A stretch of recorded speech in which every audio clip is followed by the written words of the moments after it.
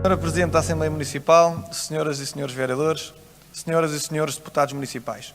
A primeira nota que o CDS gostaria de consignar nesta intervenção é um voto de repúdio pela ausência do Sr. Presidente de Câmara, que configura, no nosso entendimento, um atentado ao prestígio e à credibilidade desta sede, mas não só, um esvaziamento do mandato popular que lhe foi conferido por todos os lisboetas, que desta forma está a ser censurado e tratado de forma bastante leviana, com base naquilo que sabemos bem, porque já é típico deste nosso Presidente de Câmara Municipal, alguma teimosia que redunda em alguns tiques de caudilho.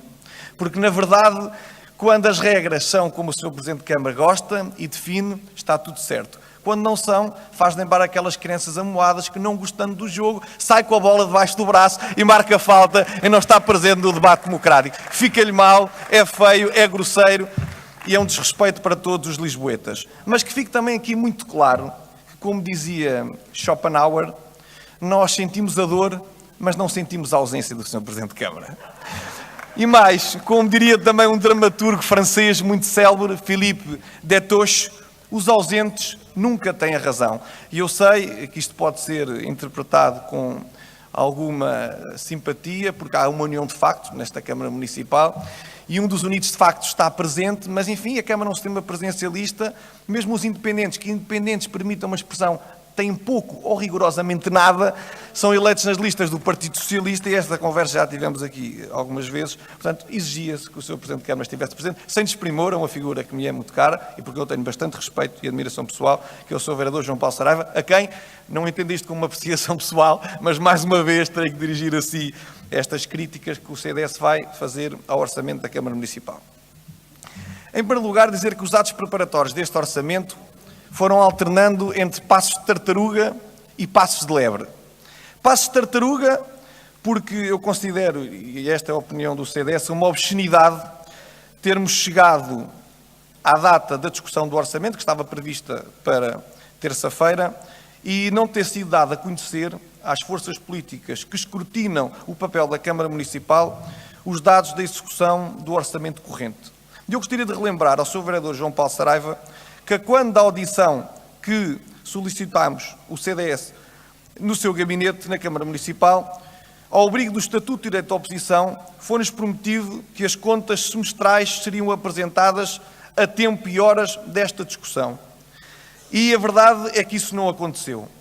Tivemos apenas 2 dias que são manifestamente insuficientes para aferir todos os padrões que nós consideramos necessários sobre este orçamento da Câmara Municipal. E logo aqui se nota uma grande diferença entre o conceito definidor de critério, rigor, minúcia e exigência que separa o CDS desta Câmara Municipal. De facto, temos conceitos muito dispares e, de facto, o incumprimento da lei tem sempre que ser objeto de reparo e de repúdio por todas as forças políticas. Não podemos permitir que o Executivo seja um estrangulador do órgão de fiscalização que é a Assembleia Municipal, ao arrepio de todos os deveres e princípios de transparência, mas também das regras da apresentação de contas que deviam nortear a ação da Câmara Municipal e perante as quais está obrigada.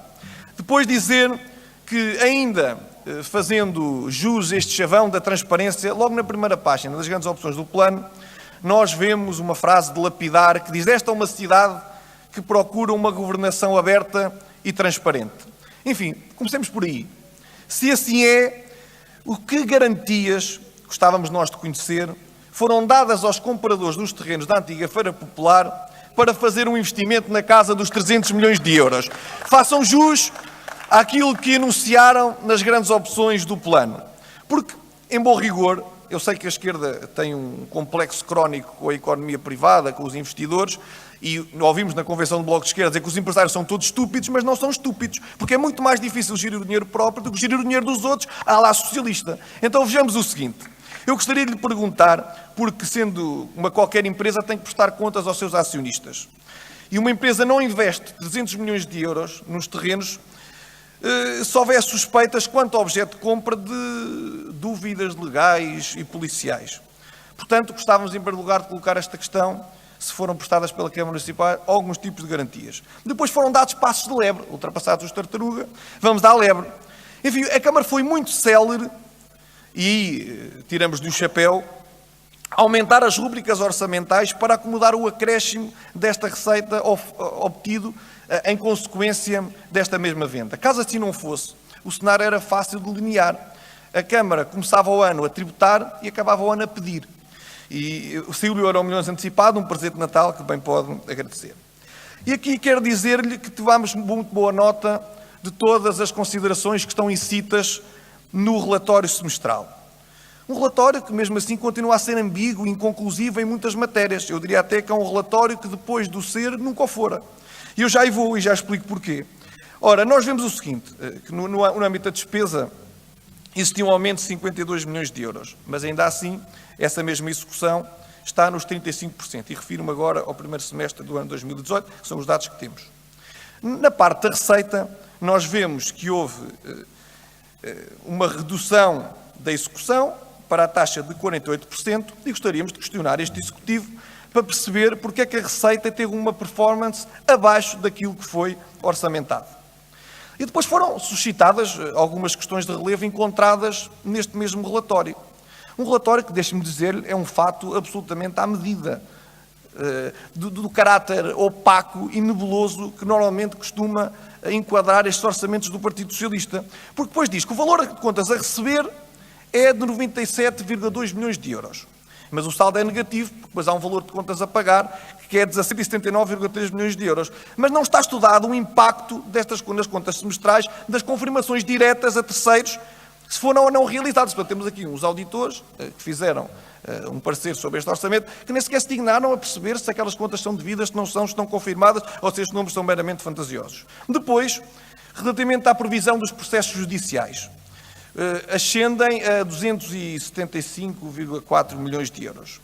Portanto, conclui-se que é um elevado grau de julgamento que é feito pela Câmara Municipal, mas, de acordo com os trabalhos que foram instados por esta auditoria, não se pode concluir ou não se estão corretos, se não estão. Há apenas aqui uma nuvem que nos leva a concluir que este valor pode não ser exato. Bem, mas por último, eu queria deixar uma nota do seguinte. Notamos que a receita cobrada líquida de 37% não foi executada. Ou seja, há 208 milhões de euros que provêm do saldo de gerência anterior que transitam para este exercício orçamental. Bem, e aqui eu quero recapitular uma coisa que já tinha tido a ocasião de lhe dizer. Ao cidadão, o Estado deve dar mais em troca daquilo que lhe pede. Ou, por outro lado, pedir menos em troca daquilo que está em condições de reciprocamente lhe dar. Portanto, já me parece que houve aqui um tipo de cativação na casa dos 208 milhões de euros. O que é caso para dizer que os bons alunos aprendem com os bons mestres. À moda de Centeno, nós aqui em Lisboa somos todos João Paulo Saraiva. Mas continuando, agora falando de impostos municipais, eu já tive ocasião também de o sublinhar, houve um aumento, estima-se, de 55,75% em 2019. O que prefaz um incremento de aproximadamente 60 milhões de euros. Bem, mas o CDS deu só o trabalho de, com base nos censos de 2011, perceber qual é o peso da carga fiscal da Câmara, do município, nas famílias lisboetas. Porque tem sido slogan deste Executivo dizer que a Câmara é amiga dos municípios e das famílias. Bem, aqui percebe-se, em primeiro lugar, o seguinte, que não há futuro económico e social quando o problema principal não é o excesso de consumo privado, ao contrário daquilo que Vossas Excelências nos querem fazer crer, mas sim o excesso de consumo público e a monstruosidade de despesas que não são executadas, mas cujo dinheiro é retirado às famílias. E depois percebe-se que o peso em 2019 deste município nas famílias é de 1.804 euros. Eu repito, 1.804 euros. Percebe-se desta maneira que o novo BFF dos lisboetas vai ter que ser o nosso amigo João Paulo Saraiva. Porque tem, enfim, esta Câmara um paternalismo e uma tentativa de imprimir um sentimento de posse sobre o dinheiro dos outros, dizendo onde é que deve ser retirado, onde é que deve ser aplicado, de escolher em nome das pessoas que não respeitam essa mesma autonomia. O que me leva a questionar qual é que deve ser o conceito de amigo nos dias de hoje. Porque quem tem amigos destes, com certeza que não precisará de outro tipo de parcerias nem de cooperativas. Ora, eu recorro a uma definição aristotélica que diz que amigo é uma alma com dois corpos.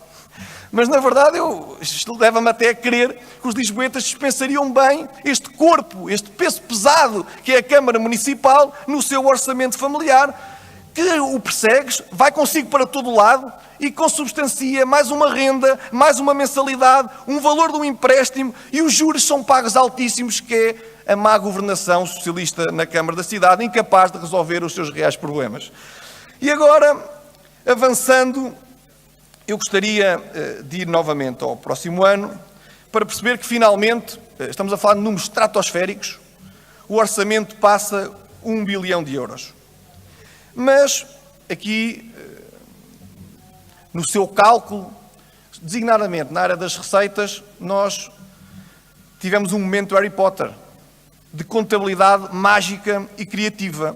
E eu aqui refiro-me, Sr. Vereador João Paulo Saraiva, à taxa turística. Ora, vamos lá fazer contas. A taxa turística duplica. Portanto, presumivelmente, dir-se-ia que as receitas também duplicariam. Mas a verdade, o que está neste orçamento é que o aumento é de 22 milhões de euros, proveniente da taxa turística. Não um aumento para dobro, de 100%, mas 152%. Ora, Sr. Vereador, se de facto já estamos a dizer, e este é o discurso da Câmara, que já chega de turismo, estamos a criar zonas de contenção, e se tivermos todos os estudos que desmentem que haja um aumento da atividade turística na Lisboa e, pelo contrário, dizem que vai haver uma desaceleração. De resto, como foi dito pelo Presidente da Associação de Turismo de Lisboa, Vítor Costa, no debate temático realizado nesta sede. Que contas são estas, Sr. Vereador João Paulo Saraiva? É que se os dados fossem os mesmos, era para o dobro. Vai diminuir e aumenta para mais do dobro. Enfim, este esclarecimento tem que ser dado, desculpe, Sr. Vereador, mas não podemos ficar por estes atos de demagogia que não têm o mínimo de sustentação, Sr. Vereador João Paulo Saraiva. Muito obrigado, Sr. Vereador. Ainda bem que estamos de acordo. E agora, avançando para o IMI. O IMI foi, se quisermos, o ato em que a Câmara optou por uma certa timidez. Pensou, bem, nós já estamos a arrecadar tantos impostos indiretos, a quantidade é tão avassaladora, que aqui vamos fingir que, de facto, isto não vai ser tão mau quanto se espera, não vai ser tão grande o saco fiscal, e vamos corar de vergonha. E fazer uma estimativa que, na minha opinião, é bastante tímida, diria assim. Porque se nós sabemos que a corrida a compras de casas está, efetivamente, ainda em ritmo bastante intenso, estará aqui escondida alguma suborçamentação? Gostava de perguntar. Continuando, sobre a tabela de taxas, Sr. Vereador. Tabela de taxas. Agora vamos à tabela de taxas. Depois, isto está a ser gravado, depois recapitulo e terá a ocasião de perceberem que ponto é que eu fiquei. Vamos agora à tabela de taxas. 165 taxas aplicáveis. O recorde. A medalha para melhor cobrador de impostos. O homem do frac. 165 taxas aplicadas. Um emaranhado de taxas. Algumas de valor tão reduzido que não cobrem sequer o serviço que prestam, portanto nem acabam por ser cobradas. Portanto, queremos ter tantas taxas, há páginas tantas, não percebemos para quê. Mas o que interessa é continuar a dar um fogo de cobrador.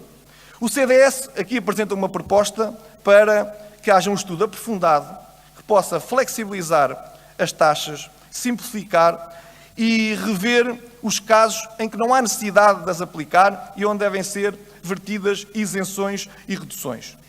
Porquê? Porque o Estado em que nós acreditamos, o CDS, é forte, é eficaz e é útil.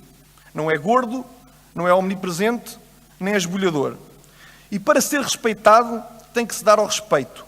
E dar-se ao respeito passa por respeitar a autonomia dos contribuintes, os seus rendimentos e explicar porque é que eles estão a ser tributados. No aumento na despesa, nós verificamos um aumento de 51% nas despesas de capital e realçamos um aumento também de 100 milhões de euros nas despesas correntes. Mas aqui queremos dizer o seguinte: uma Câmara justa não estimula as dependências, recusa até fazê-lo, mas da mesma maneira que se obriga ética e moralmente a apoiar os mais vulneráveis, os que caíram em desgraça, mas também a fornecer uma mola para todos aqueles que querem ascender socialmente. E eu, quando olho para estes números avultados de despesa e quando comparo com aqueles que vão ser efetivamente aplicados na área da habitação, dos direitos sociais, da escola e da higiene urbana, não percebo onde é que estão as prioridades deste Executivo, porque estes valores são marginais e representam os principais flagelos na cidade de Lisboa. Quero também dizer ao Sr. Vereador João Paulo Saraiva, na ausência do nosso Presidente de Câmara, muito estimado, que no que toca ao quadro pessoal do município, nós também fizemos uma análise criteriosa e verificámos que o quadro pessoal está altamente desfalcado quanto aos técnicos superiores e aos assistentes operacionais. Está envelhecido e não há reforços há muito tempo, em alguns departamentos até há 15 anos. E muitos dos trabalhadores, a realidade é esta, estão desmotivados, o que acaba por afetar a sua performance, o seu desempenho e a sua produtividade. Há carreiras que estão congeladas há 10, 12 anos.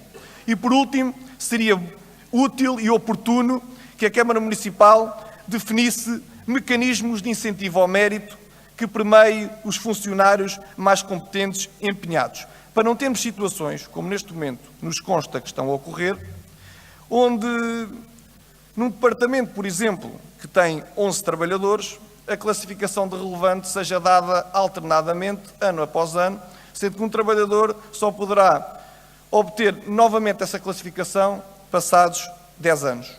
E também essa mesma classificação de relevante não seja atribuída, infelizmente, em função das competências e das valências e da produtividade do mérito individual, mas sim que acabe por premiar apenas aqueles que têm os salários mais baixos, para desta forma poder ajudar de forma mais célere à sua recuperação económica e social e à sua ascensão nas carreiras. E também no quadro do pessoal, eu gostaria de lançar uma pergunta que não foi respondida nem pelo Sr. Vereador Manuel Salgado, nem pela Sra. Doutora Catarina Vaz Pinto, que tem que ver com o Departamento Municipal de Cultura. É que depois da permuta do Palácio dos Machadinhos e dos terrenos da Feira de Popular serem alienados, qual é que é a solução que vai ser apresentada para os funcionários? Neste momento ainda não sabemos e isto, obviamente, preocupa-nos. Para terminar, gostaria de dar nota que o número de casas de propriedade da Câmara Municipal que continuam vazias não desce significativamente, não sendo refletido neste orçamento uma aposta na sua efetiva recuperação. Eu aqui provavelmente recomendaria, se calhar, ao ex-vereador Ricardo Robles, que pudesse dar uma mãozinha à Câmara na qualificação deste património, e os resultados estão à vista, ele é bom no que faz. Sobre a higiene urbana, esperávamos um aumento do investimento direto nesta área que colmatasse as falhas do serviço e que não se restringisse apenas às zonas de menor e maior pressão turística. A cultura, ao abrigo do contato programa com a EGEAC, continua a levantar-nos bastantes dúvidas quanto às explicações que não foram dadas sobre a aplicação das verbas. E só nos deixa uma certeza, é que parece-nos que não há um rumo definido e uma estratégia assumida por este município. Passámos de uma liderança que era bicéfala, entre a Câmara e a EGEAC, agora parece que é tricéfala, porque já entra a ATL, e chegamos à conclusão que uma cabeça, pelos vistos, era capaz de pensar melhor do que três. Dar também a devida ressalva para um perigo e um alerta que é muitas vezes reiterado pela esquerda, que é o facto de Lisboa poder perder a sua identidade. Mas a verdade é que nem nas grandes opções do plano, nem nas orientações estratégicas da Câmara Municipal, nem no plano de atividades, existe uma linha sequer para o apoio à cultura popular e aos seus agentes, que são, efetivamente, os guardiões da cultura, das tradições e dos costumes tradicionais que definem e conseguem imprimir uma identidade própria à nossa cidade que a distingue de todas as outras. E no ano 2018 nós percebemos que quer para a Câmara Municipal, mas sobretudo para a EGEAC, o associativismo cultural existente na nossa cidade só serve para realizar as marchas populares em junho e para organizar alguns arraiais nos principais bairros da nossa cidade. Termino esta minha intervenção dizendo que da parte do CDS continuaremos a fazer uma oposição construtiva, pela positiva, queremos o melhor para a nossa cidade e o melhor não é certamente este orçamento. Muito obrigado. Obrigado.